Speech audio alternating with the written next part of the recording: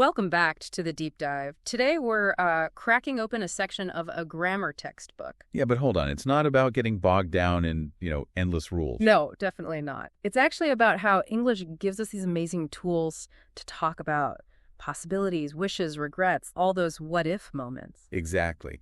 This source material we're looking at, it's really focused on conditional sentences and that very useful phrase, I wish. It kind of lays out a map for how we talk about things that aren't strictly factual. Right.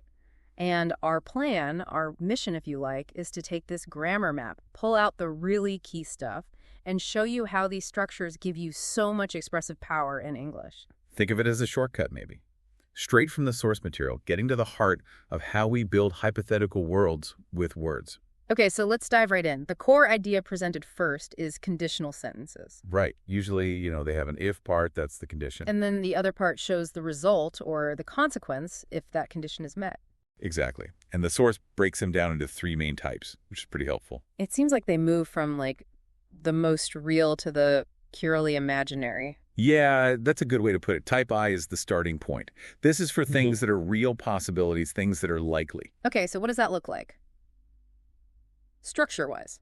It's pretty straightforward, actually. You've got if plus the present simple tense in the condition bit, and then the future simple, so will, or maybe shall, plus the basic verb in the result part. Right, like a direct cause and effect. Precisely. It's describing what we genuinely expect to happen if that condition occurs. The source has examples like, if the weather is fine, we shall play outside. Simple enough. Or, if you ring me up, I shall tell you something. It's all about what will happen if the if part comes true. It's direct, a real possibility. Okay, got that. But what about when things are, less certain? Or maybe not true at all right now? Well, that's where the source leads us next, to type 2 conditionals. Type 2. This feels like where we get into more imaginative territory, right? Like hypothetical situations. Exactly. It's for talking about things that are unlikely, or maybe untrue, or just purely hypothetical, either now or thinking about the future. So the structure must change to show that difference. It does. You use if plus the past simple in the condition clause. Even if you're talking about the present or future. Yes, that's the key.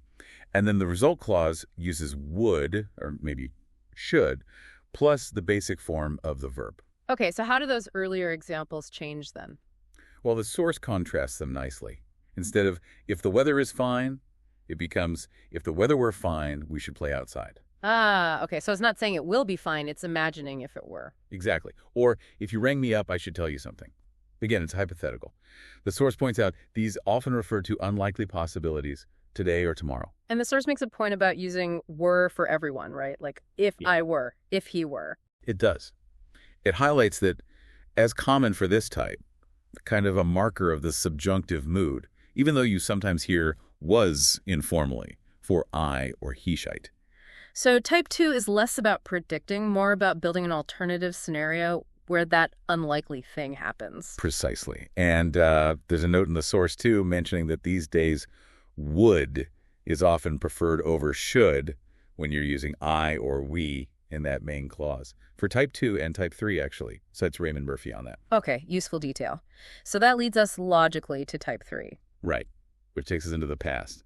Specifically, the past that didn't happen. This feels like the grammar of if only, doesn't it? Talking about things that are impossible now because the time has passed. Yeah, very much so. And the structure reflects that look backwards.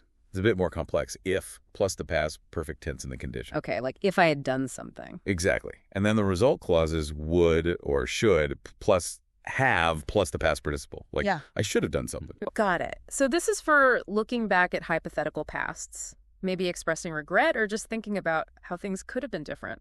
That's exactly its function, analyzing what might have been. The examples in the source really nail this, I think. If the weather had been fine, we should have played outside. Clearly talking about, say, yesterday. Or, if you had rung me up, I should have told you something, again refers to a specific past time when you didn't ring. So it's saying, that thing didn't happen, but if it had, here's the different outcome we imagine. These are what we call counterfactuals. They let us mentally play with history. Okay, types no, 2, and 3. That seems clear. Now, the source also includes exercises, and looking at those actually helps see how these work in practice. Oh, definitely. Exercises like, Let me see, 483 and 484, they're quite revealing. They take a factual statement. Like the example, he is busy and does not come to see us. Just a plain fact. Right, and they show you how to flip it into a type 2 conditional. If he were not busy, he would come to see us. Ah, so you're using the grammar not just to state the opposite, but to explain the reason behind the reality and imagine the alternative. Exactly. It shows the power of these structures to express nuance. And then you have those substitution tables. Exercises 472, 473, 474. Yeah, what do those show us? Well, they really hammer home the fixed structure for each type. You see the framework if plus tense, then modal verb plus verb form, and you can just slot in different words, different situations. But the underlying grammar stays the same. Creates tons of possibilities. Okay, so that covers the if-then side pretty well. But the source also talked about I wish, right? How does that fit in? Yeah, that's another key way we talk about things that aren't real.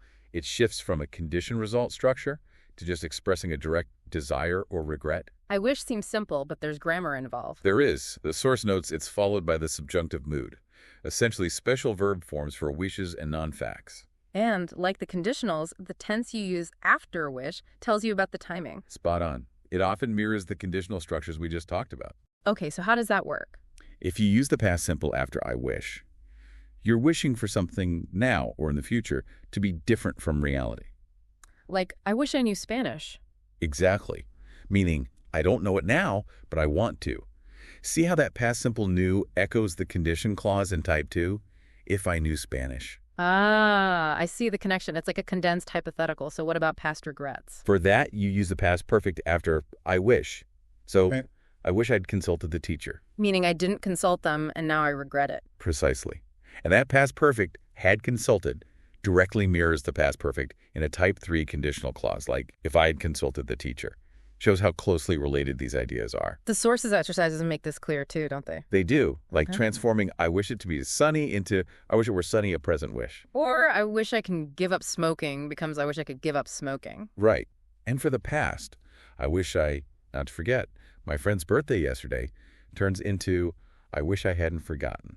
A clear past regret. And some exercises, like 487 and 488, show how you can rephrase things like it's a pity using I wish. Yeah, that's a neat point. Like taking it's a pity you are ill and expressing the same feeling as I wish you were not ill. This gives you another way to say it. Okay, this is making sense. Conditionals for if I wish, for desires, regrets. But does time always line up neatly? What if the if part is past, but the result is now? Good question. And the source addresses that. It acknowledges that sometimes, things get a bit more complex. It calls these mixed cases or mixed conditionals. Mixed conditionals, okay, sounds potentially confusing. It can seem that way, but they're logical once you see the pattern. Source highlights two main types. All right, what's the first one? First, you can have a past condition that leads to a present result. Okay, how does that work structure-wise? You use if plus the past perfect, that's your past condition, like type 3. But the result clause uses would or should, plus the basic verb, like a type 2 result, talking about present consequence. Can you give the source's example? Sure. If I had written the composition yesterday, I should be free now. See, had written is past, but should be free is now. Ah, okay. A past action or lack of action affecting the present. Makes sense. What's the other mixed type? It flips it. You have a present condition leading to a past result. So the if part is about now, but the result is about the past. Exactly. The structure is if plus the past simple, like a type 2 condition referring to a present state. Right. Followed by would or should plus have, plus the past participle, like a type 3 result referring to a past outcome. What's the example for that one? The source gives. If I were acquainted with this famous professor, that's the present state, type 2 style, I should have run him up yesterday. That's the past potential result, type 3 style. Okay, so my current situation influenced something I might or might not have done in the past. Precisely. These mixed types just give you that extra layer of precision for these cross-temporal connections. Right, so pulling all this together then, this section of the source material really gives us a kind of roadmap for anything that isn't a simple statement of fact. Yeah, it's a powerful toolkit. You've got the three main conditional types, I, 2, and 3, clearly showing how we distinguish real possibilities from present hypotheticals and, those impossible pasts. And then I wish comes in as a direct way to voice desires and regrets, often using similar verb forms, which shows the link. And finally, those mixed conditionals handle the trickier situations where the if and the then are in different time frames. So understanding these structures like they're laid out here in the source, it's not just about grammar rules for their own sake. Not at all. It's about unlocking the ability to express a huge range of ideas, possibility, alternative realities, analysis, wishes, regrets. It's about communicating with real nuance. It takes you beyond just describing what is into exploring what could be or might have been or what you want to be. Exactly. Well, thank you for joining us on this deep dive into, well, the grammar of imagination, really. It's fascinating stuff. Shows how grammar actually equips us for complex thought. Definitely. And maybe a final thought for you listening, drawing from this source material, just consider how much of our own thinking actually happens using these structures.